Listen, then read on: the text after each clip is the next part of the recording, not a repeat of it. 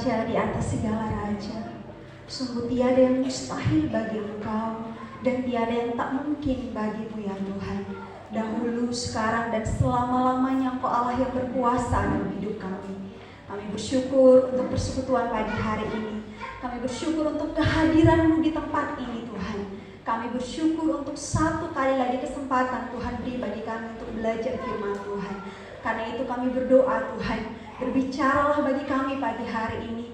Roh Kudus berkarya dengan hebat di hati kami, sehingga benih firman Tuhan yang ditaburkan itu boleh jatuh di tanah hati kami yang subur, yang akhirnya bertumbuh dan berbuah. Terpujilah Tuhan. Di dalam nama Tuhan Yesus kami berdoa, menyerahkan waktu pemberitaan firman Tuhan ini. Haleluya. Amin. Silakan duduk Bapak Ibu.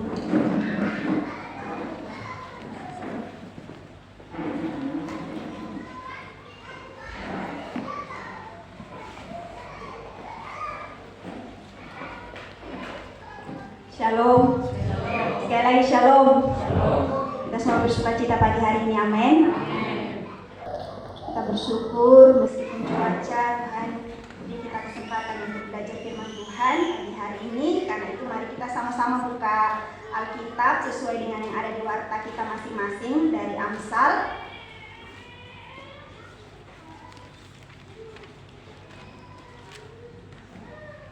Amsal pasal yang ke-12, ayat yang pertama hingga ayat yang ke-28.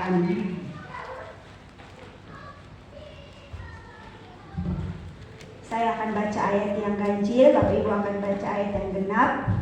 Kita bergantian sampai teks ini selesai. Amsal 12 ayat 1. Siapa mencintai didikan mencintai pengetahuan, tetapi siapa membenci teguran adalah dungu.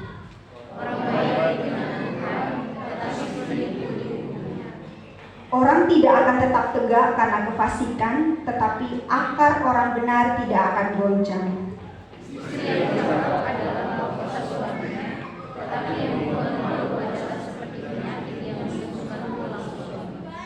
Rancangan orang benar adalah adil, tujuan orang fasik memperdaya.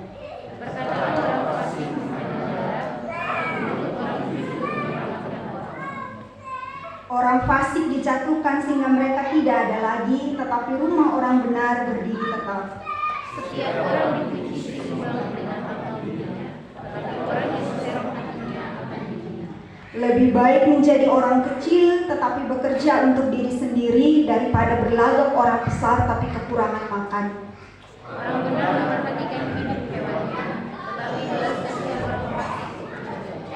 Siapa mengerjakan tanahnya akan kenyang dengan makanan, tetapi siapa mengejar barang yang sia-sia tidak berakal budi. Orang fasik mendiri jalan orang jahat, tetapi akal orang benar menegakkan kasih.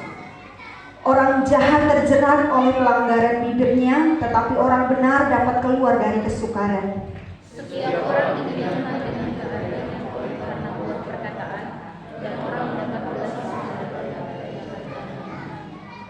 Jalan orang bodoh lurus dalam anggapannya sendiri, tetapi siapa mendengarkan nasihat ia bijak. Bodohlah yang menyatakan sakit hatinya sesuai itu juga, tetapi bijak yang memberikan. Siapa mengatakan kebenaran menyatakan apa yang adil, tetapi saksi dusta menyatakan tipu daya. Ada orang yang merancang mulutnya seperti serangan pedang, tetapi lidah orang bijak mendatangkan kesulitan. Bibir yang mengatakan kebenaran tetap untuk selama-lamanya, tetapi lidah dusta hanya untuk sekejap mata. Tipu daya ada di dalam hati orang yang merencanakan kejahatan, tetapi orang yang menasihati kesejahteraan mendapat sukacita. Orang benar tidak akan ditimpa oleh bencana apapun, tetapi orang fasik akan senantiasa celaka. Orang yang dusta bibirnya adalah kebencian bagi Tuhan, tetapi orang yang menolak setia adalah senang. Orang yang bijak menyembunyikan pengetahuan, tetapi hati orang bebal menyerukan kebodohan. Tangan orang rajin memegang kekuasaan, tetapi kemalasan mengakibatkan kerja paksa. Untuk ayat 25 kita sama-sama 2, 3. Kekhawatiran dalam hati menghukum orang, Tetapi perkataan yang baik menggembirakan dia. 26. orang benar menepati tempat pembelaannya, tetapi jalan orang fasik menyesatkan mereka Orang malas tidak akan menangkap buruannya, tetapi orang rajin akan memperoleh harta yang berharga. Di jalan kebenaran terdapat hidup, tetapi jalan orang menuju. Amin. Bapak Ibu, sekali lagi kita baca ayat 25, 2, 3. Kekhawatiran dalam hati membungkukkan orang, tetapi perkataan yang baik menggembirakan dia. Amin. Sekali lagi, shalom. Shalom. Bapak Ibu, saudara-saudara, tema kita hari ini apa?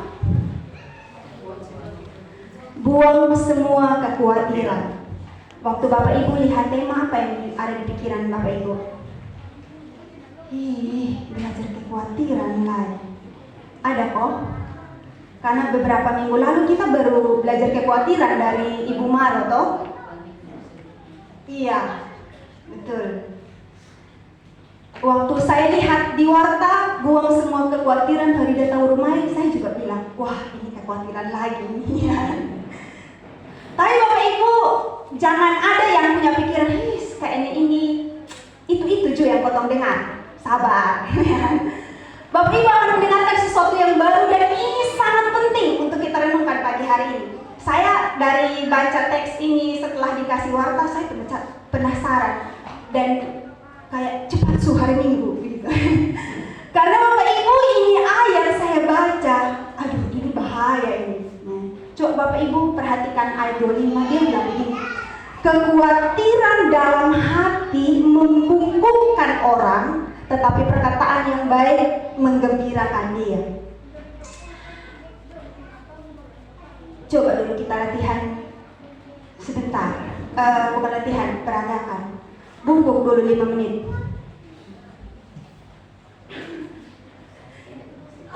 Ibu semua aktif tidak bisa. Orang tua juga pasti susah kan. Jangan sampai 5 menit saudara. 1 menit saja ya. Habis itu langsung bilang, coba pukul-pukul pinggang kalau sedikit. Bapak Ibu saudara-saudara, pagi hari ini kita akan belajar kalau ternyata kekhawatiran itu berbahaya. Bapak Ibu, kenapa kekhawatiran itu berbahaya? Di teksnya dia bilang kekhawatiran itu membungkukkan orang. Tapi kalau dalam terjemahan King James Version saudara, dia bilang begini, kesusahan hati itu membuat manusia terpuruk. Tapi kalau dalam terjemahan New King James Version, dia bilang begini, beban berat yang ada dalam hati itu membuat orang depresi. Makanya Bapak Ibu, saya tidak sabar kenapa untuk sampai hari Minggu saya mau kasih tahu ini. Kalau ternyata kekhawatiran yang berlebihan atau kekhawatiran kalau kita sandingkan dengan Matius, itu yang dicari oleh orang-orang yang tidak mengenal Tuhan. Kekhawatiran itu berarti versusnya ketidakpercayaan. Itu tuh ternyata bukan hanya membuat kita itu sekedar pusing dan kepala sakit, Bapak Ibu. Tapi kalau kita lihat dari 2 terjemahan yang lain yang saya bilang tadi, itu justru membuat orang tuh terpuruk dan bahkan bukan cuma itu, tapi bisa buat orang sampai depresi. Bapak Ibu, depresi itu bukan gila. Setuju ya?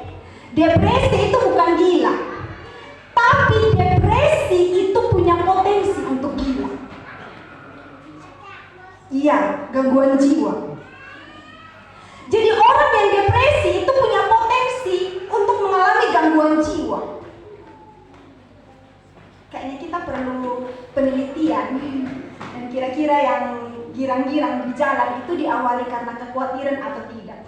Tapi sekilas Bapak Ibu, tadi malam tuh saya baca survei-survei. Maksudnya penelitian-penelitian yang sudah dilakukan oleh orang-orang. Ternyata memang saya baca satu penelitian Bapak Ibu, itu dari seorang anak Tuhan yang tulis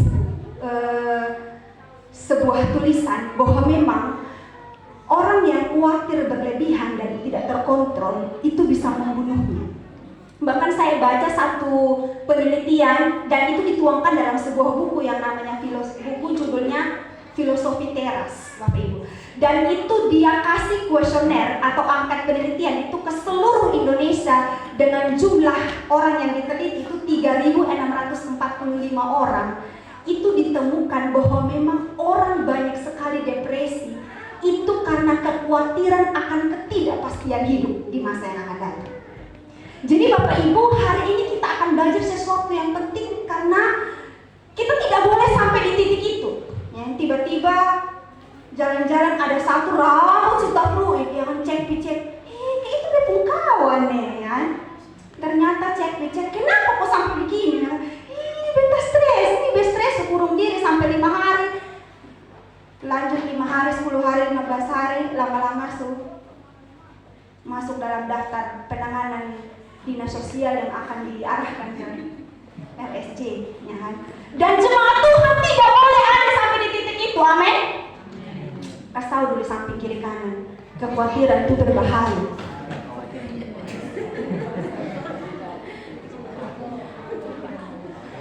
Bapak Ibu, saudara-saudara, mari kita akan belajar bersama-sama. Kalau kekhawatiran itu berbahaya, memang harus kita buang, Bapak Ibu. Mari kita baca dulu Lukas pasal 13 ayat 11.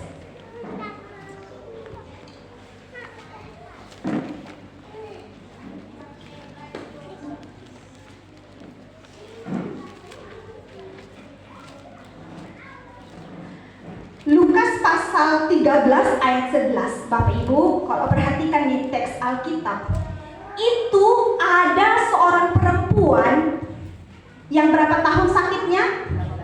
18 tahun dirasuk roh sehingga ia sakit sampai punggung-punggungnya dan tidak dapat berdiri lagi dengan tegak. Tapi ketika dia ketemu Tuhan Yesus, dia sembuh dan dia mengangkat kepala dan bilang, Tuhan Yesus itu luar biasa, dengan pujian yang memuliakan Tuhan. Bapak Ibu, saudara-saudara yang terkasih dalam nama Tuhan, jadi memang sebenarnya ketika hati kita punya beban dan kita simpan itu dan kita tidak datang sama Tuhan, itu akan menimbulkan kekhawatiran yang akhirnya itu memicu kita untuk tidak lagi percaya sama Tuhan. Bukan cuma sekedar itu, Bapak Ibu, kita akhirnya menjalani hari-hari yang tidak menyenangkan. Kenapa? Karena beban di hati kita.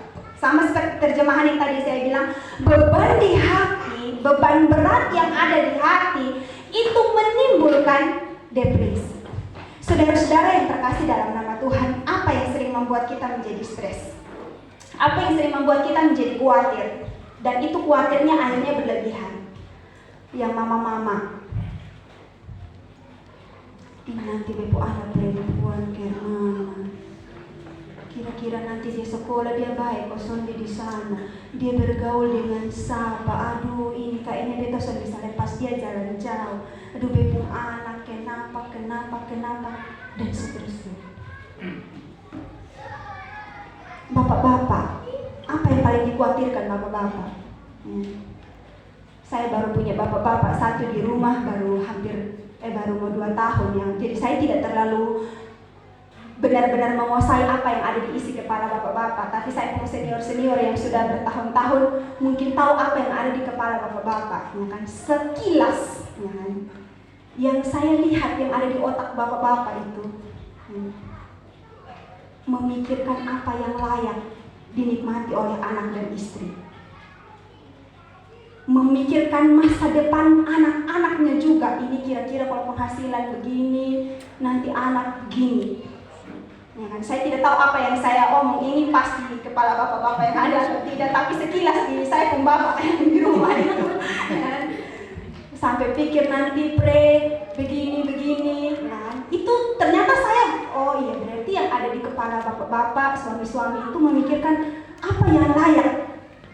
Mereka harus bekerja yang bagaimana supaya istri dan anaknya itu aman, itu bisa tercukupi semua yang mereka perlukan dan anaknya punya pendidikan yang layak dan seterusnya. Nah itu kalau tidak dikontrol dengan baik, Bapak Ibu bisa depresi, bisa stres. Ini nanti kemana? Ini nanti penghasilan kalau begini bisa atau tidak? Yang di hati anak remaja, apa yang ada di beban yang dipikirkan? Ini nanti kalau sekolah bagaimana? Ini bagaimana, ya kan? Yang ada di hati para pemuda, ini nanti kalau ini bisa kosong ini dia jadi pasangan hidup yang baik, bisa atau tidak ini dijadikan istri yang baik, bisa atau tidak ini bla bla bla bla dan seterusnya. Yang ada di hati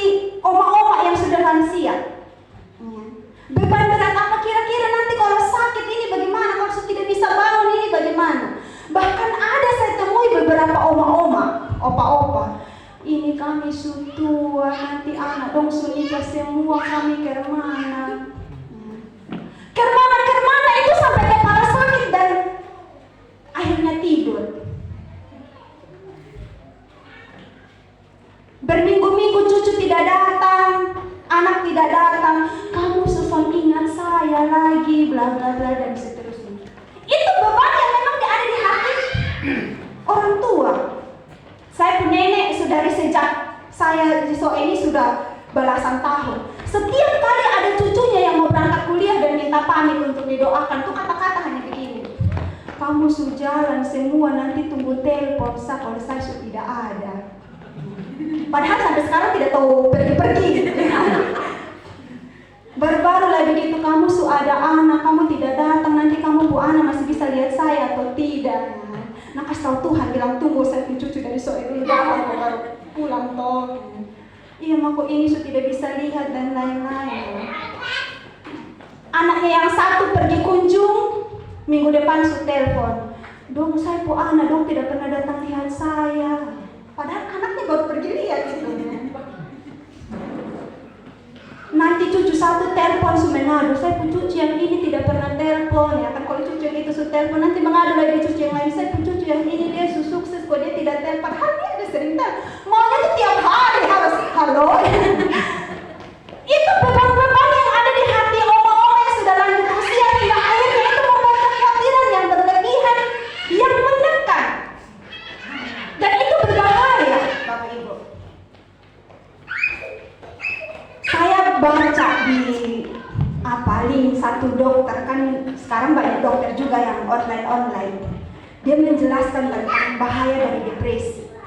Itu bisa gangguan pencernaan, yang bisa lambung, bisa penyakit-penyakit yang memang penyerta lainnya yang itu membuat orang tidak bisa menikmati hidup.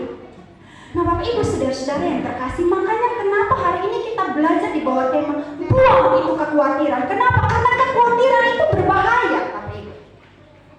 Beban-beban di hati kita yang tidak bisa kita kontrol dengan baik, itu tuh bisa membuat kita menjadi stres. Bahkan saya baca satu penelitian dari seorang ahli kesehatan jiwa dari Amerika, itu dia bilang begini, stres itu tidak membunuh, tetapi reaksi orang yang gagal mengelola stres itu bisa membunuh. Ini dokter, ini spesialis kesehatan jiwa, Bapak Ibu. Dia bilang begitu, stres itu tidak membunuh, tetapi reaksi orang yang gagal mengelola stres atau mengelola beban yang ada di hatinya yang akhirnya membuat dia depresi itu bisa saja membunuhnya. Dan Bapak Ibu saudara-saudara, ini tidak boleh dibiarkan. Rahasianya apa? Di ayat yang ke-25 di bagian bawah dia bilang, tetapi perkataan yang baik menggembirakan dia. Saya baca-baca Bapak Ibu perkataan yang baik. Sebagai orang percaya, bagi saya tidak ada perkataan yang baik yang melegakan hati selain perkataan firman Tuhan. Tidak ada perkataan di dunia ini, bahkan dari orang yang dikaruniai karunia menasihati sekalipun, yang bisa tetap membekas dalam hati kalau itu bukan perkataan firman Tuhan. Karena hanya firman Tuhan yang menghidupkan orang yang sakit. Hanya firman Tuhan yang bisa menghidupkan orang yang mati. Hanya firman Tuhan yang bisa membangkitkan orang yang terpuruk dan menderita. Sama seperti kisah dari seorang perempuan dalam Injil Lukas tadi berkata, ketika dia kerasukan roh dan sampai dia membungkuk punggungnya, tapi ketika Tuhan bilang, ibu, imanmu menyembuhkan engkau, dia mengangkat kepala dan dia sembuh. Selanjutnya dia memuliakan Allah.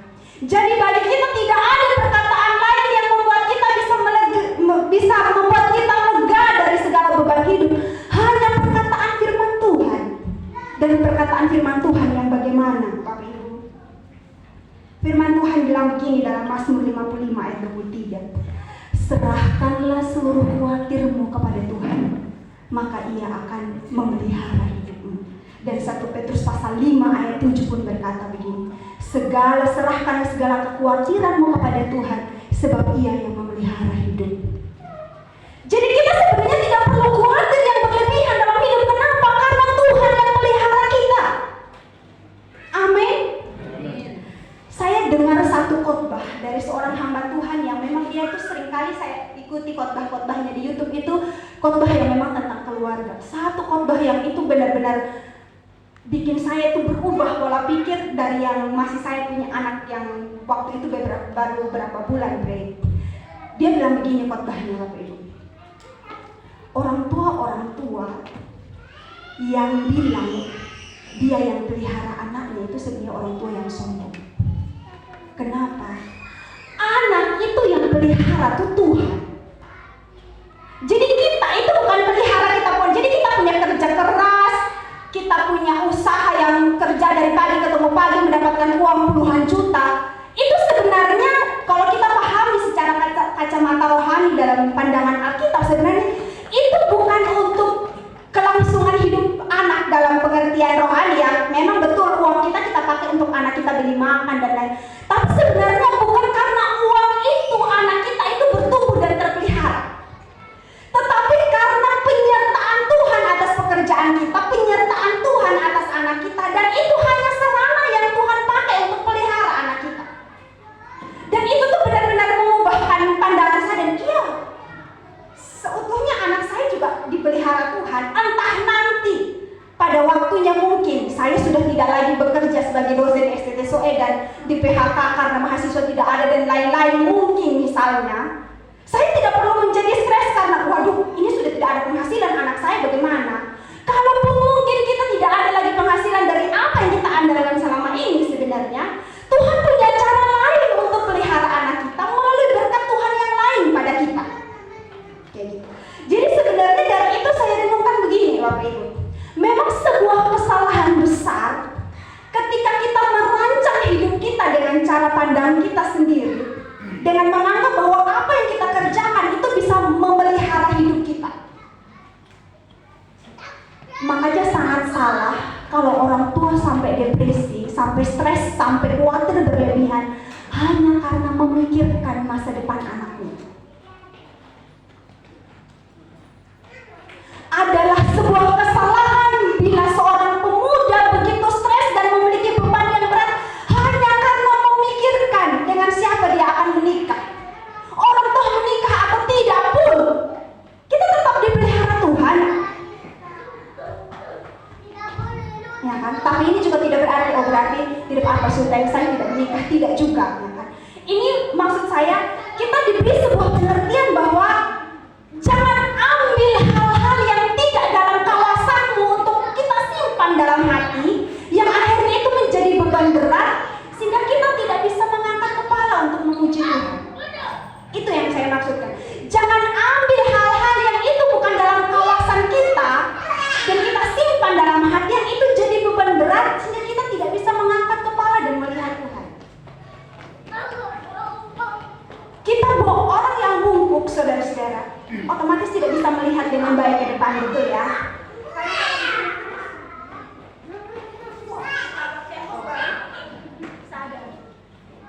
Tapi kalau kita lepaskan semuanya dan buang semuanya, kita bisa mengangkat kepala dengan tegak dan memandang, oh ini Tuhan, oh ini penyertaannya.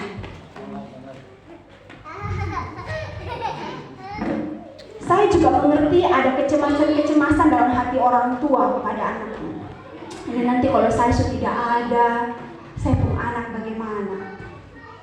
Ya kan? Kami dengan Ibu Devi pernah bercerita begitu. Nanti kalau kita mati, kita punya anak dong ke mana? Ya. Tapi habis itu kami melihat, kalaupun Ibu Devi bilang, tunggu kok kita tua, kok kita lihat kita punya anak ini besar duluan. Iya sih Mas, kalau misalnya Tuhan bilang kita mati sebelum kita punya anak dong nikah, ya pasti Tuhan juga yang pelihara doa dengan baik kan kita di surga sih bersuka-cita. Nah kadang-kadang itu bahasa yang hanya sharing singkat. Tidak bisa dipungkiri banyak orang tua yang juga stres berlebihan hanya karena memikirkan anaknya. Nanti kalau saya tidak ada, saya punya anak bagaimana?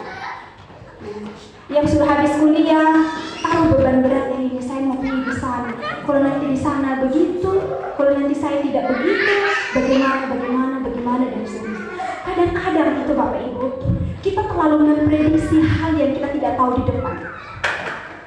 Makanya tadi saya bilang surveinya seorang peneliti yang tulis buku Filosofi Teras itu dia bilang begitu. Kekhawatiran paling besar orang Indonesia itu karena dia memikirkan sesuatu yang di depan dan berusaha supaya itu sesuai dengan ekspektasinya. Padahal sebenarnya Bapak Ibu, firman Tuhan bilang begini dalam Amsal. Jangan memuji diri karena hari esok, karena kamu tidak tahu tentang hari itu.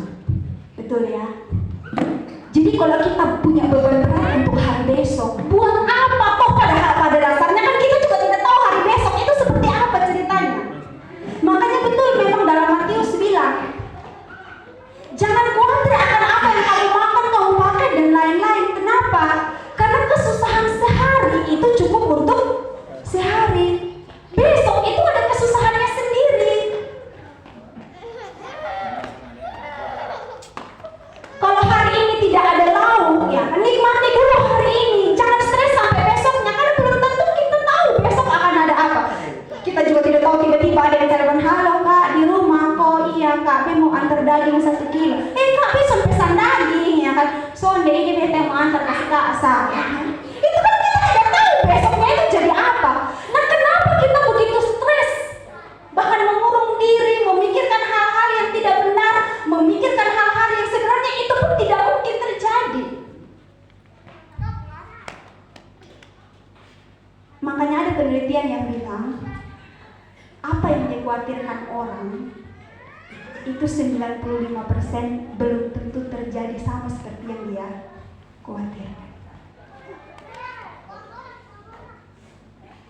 Jangan sampai kita hari ini berpukul hanya karena perkara besok. Ya. Padahal besok itu tidak terjadi sama seperti yang kemarin kita berpukul.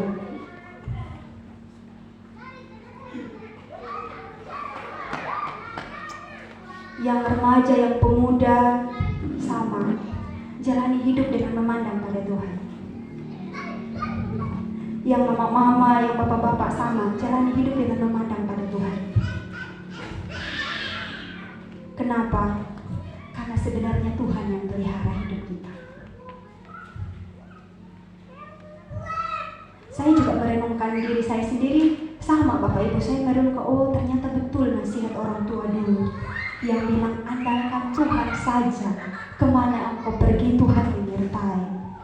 Dan saya merenungkan, saya belasan tahun hidup di Soe, menikmati banyak berkat Tuhan, bukan karena setiap bulan dapat kiriman, tapi memang pemeliharaan Tuhan itu tidak bisa kita prediksi. Makanya kenapa Yeremia, kita baca dulu biar kita langsung deh. Yeremia pasal 17 ayat yang ke-8.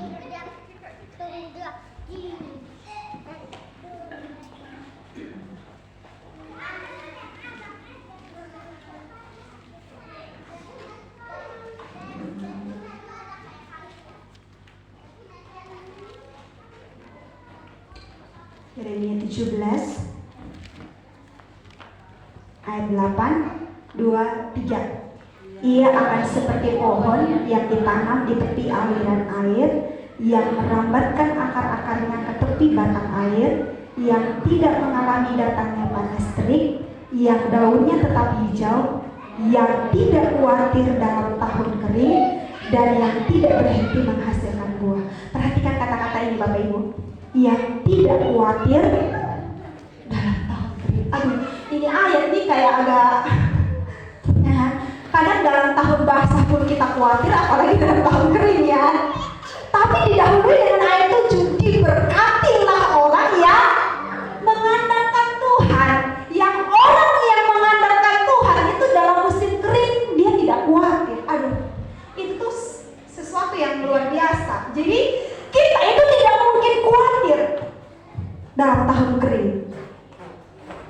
Dan di pasal yang kita baca tadi juga Bapak Ibu ada satu ayat yang menarik menurut saya.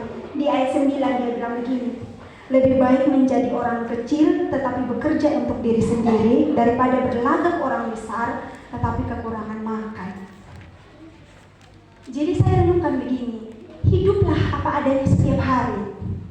bekerjalah sesuai dengan pekerjaan kita, jalanilah hidup sesuai dengan yang memang harus kita jalani. Tidak perlu khawatir. Kenapa? Karena kita mengandalkan Tuhan.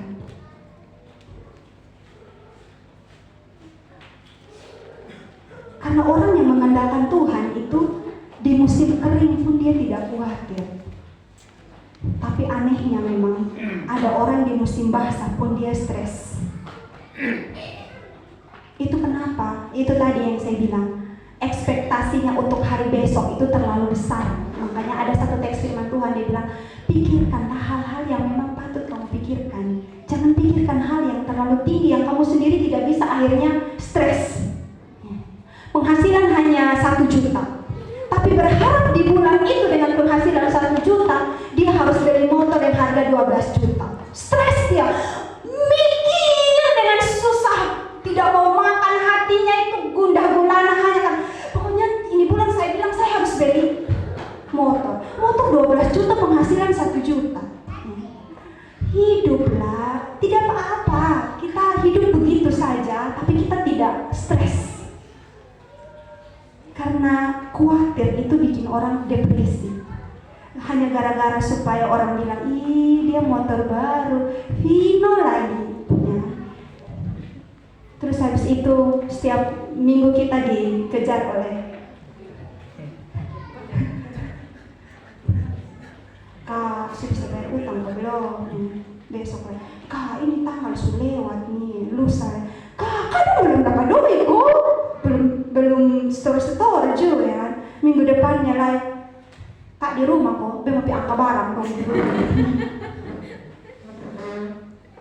Nah, cita-cita punya ini itu boleh, tapi sesuaikan dengan kemampuan. Supaya kita jangan terjerat dengan kekhawatiran dan akhirnya kita stres, depresi, kita tidak bisa mengelola dengan baik suasana hati kita, beban yang ada di hati kita. Kita frustasi. Sampai lama lah kita dengar dia sudah di rumah sakit, sampai lama lah ada dia serujuk di Kupang. Kupang tuh yang saya maksudkan di sana di Maimata. Bapak Ibu saudara-saudara, Tuhan yang pelihara kita. Bilang di samping kiri kanan, Tuhan yang pelihara. Apapun itu Tuhan yang pelihara. Entah anak kita akan sekolah, entah anak kita akan merantau, entah istri kita kondisinya seperti apa, suami kita bagaimana, apapun cerita rumitnya hidup kita, jangan taruh di hati dan menjadi beban. Makanya saya Bapak Ibu kurang setuju. Saya minta maaf kalau dalam hal ini kita beda pendapat. Saya kurang setuju kalau ada hamba-hamba Tuhan yang kalau misalnya mari kita menyembah Tuhan, tanggalkan semua bebanmu supaya kita menyembah Tuhan. Menurut saya kurang setuju. Kenapa? Beban kita itu tidak perlu disimpan di sana baru masuk ke rumah Tuhan dengan bebas. Tapi kalau saya bawa bebanmu di rumah Tuhan supaya Tuhan selesaikan. Karena Tuhan Yesus bilang apa? Marilah kepadaku semua yang berbeban berat, aku akan berikan beban. Jadi memang waktu datang ke rumah Tuhan tuh kita datang dengan beban, tidak apa-apa. Justru memang kita harus datang ke sini bawa beban kita dan kita taruh di kaki Tuhan supaya Tuhan selesaikan beban kita. Kita pulang dengan sukacita, Bapak Ibu. Jadi jangan malu untuk datang kepada Tuhan saat kita punya beban. Memang hanya kepada Tuhan kita datang saat kita ada beban. Supaya apa? Supaya kita jangan sampai membungkuk, supaya kita jangan sampai depresi, supaya kita jangan sampai melakukan hal-hal yang fatal hanya karena kita malu datang sama Tuhan karena kita punya beban. Pernah teman saya WA saya begini, Kak, kira-kira Tuhan masih mau kosong deh kalau saya berdoa, kayaknya saya berdosa sudah terlalu banyak. Saya bilang ke dia, Kak, kau pun dosa mau model kemana pun tidak boleh lari ke siapa-siapa selain kau lari kepada Tuhan. Jadi kau tidak perlu stres dengan segala beban hidupmu, dengan dosamu yang banyak. Datang sama Tuhan karena memang hanya kepada Tuhan itu nanti ada kelegaan. Beberapa bulan lalu juga saya sharing sama seseorang yang memang dia punya beban berat yang dia sudah tidak bisa lagi. Dan memang apa yang dia lakukan itu berdampak fatal kepada psikologisnya dia, hubungan mentalnya, sosialnya, dan lain-lain. Tapi saya secara tegas bilang ke dia begini, Mungkin setelah ini semua orang akan marah sama kamu, semua orang akan membenci kamu, semua orang akan mengatakan hal-hal yang buruk kepada kamu karena apa yang kamu lakukan. Tapi kamu harus ingat satu hal. Saya bilang, seburuk apapun kamu, Tuhan tidak pernah menolak kamu. Kamu akan pergi, mungkin keluargamu akan bilang, kau anak bla bla bla bla dan kami sudah rugi sama engkau dan segala macam. Tapi kau datang bersama Tuhan, Tuhan tidak pernah menolak. Bapak Ibu, tangan Tuhan itu selalu terbuka untuk menunggu kita. Beban apa yang ada di hati hari ini? Jangan sampai beban itu membuatmu membungkuk. Jangan sampai beban itu membuatmu stres. Jangan sampai beban itu mengurungmu dan tidak bisa bersosialisasi dengan orang lain. Jangan sampai beban itu membuatmu tidak berani melangkah. Tapi bawa beban itu sama Tuhan. Tuhan akan memberi kelegaan. Maju saja, jalani saja hidupmu. Taruh semua beban itu di tangan Tuhan. Makanya saya pernah bilang, saya selalu pegang nasihat Pak Dokter yang kami di Tabdola. Bukan karena Pak Dokter ada jadi saya omong, tapi itu tuh selalu saya pakai. Kalau misalnya kami mau bikin apa, ini kayaknya tidak bisa, coba dulu. Kita tidak akan tahu 10 meter ke depan itu seperti apa kalau kita tidak jalan menuju ke sana. Jangan khawatir yang berlebihan, karena Bapak Ibu tidak tahu apa yang ada di depan. Jangan khawatir yang berlebihan, karena Bapak Ibu tidak tahu bagaimana Tuhan pelihara anak-anak Bapak Ibu. Jangan khawatir yang berlebihan, karena Bapak Ibu tidak tahu bagaimana Tuhan pelihara hari tua. Jangan khawatir yang berlebihan, karena Tuhan, kamu tidak tahu bagaimana Tuhan merancang masa depanmu. Jangan khawatir yang berlebihan soal pekerjaanmu, karena kamu tidak tahu apa yang Tuhan rancangkan di depan sana dengan pekerjaanmu hari ini. Jangan sampai membungkuk. Jangan sampai tidak bisa memandang Tuhan. Karena itu hari ini di dalam nama Tuhan Yesus Kristus, sesuai dengan tema kita hari ini, buang segala kekhawatiran kita dan biarkanlah perkataan yang baik, yang itu adalah perkataan firman Tuhan, tinggal di dalam hati kita. Anak-anak kita dipelihara Tuhan, amin. Rumah tangga kita dipelihara Tuhan. Masa muda kita dipelihara Tuhan. Lanjut usia sekalipun firman Tuhan bilang, Tuhan menggendong. Bapak Ibu itu luar biasa. Saya punya mantu rambut putih-putih. Anak yang lain dong bilang, coba Mas Mer, anak ada satu saya pelipar bilang, jangan Ma, ini rambut putih yang begini ini yang digendong Tuhan. Kotong yang hitam, ini kan Alkitab tidak bilang yang hitam rambut digendong Tuhan. Yang putih itu yang digendong Tuhan. Jadi percayalah, Tuhan menyertai kita. Amin. Mari kita tundukkan kepala di hadapan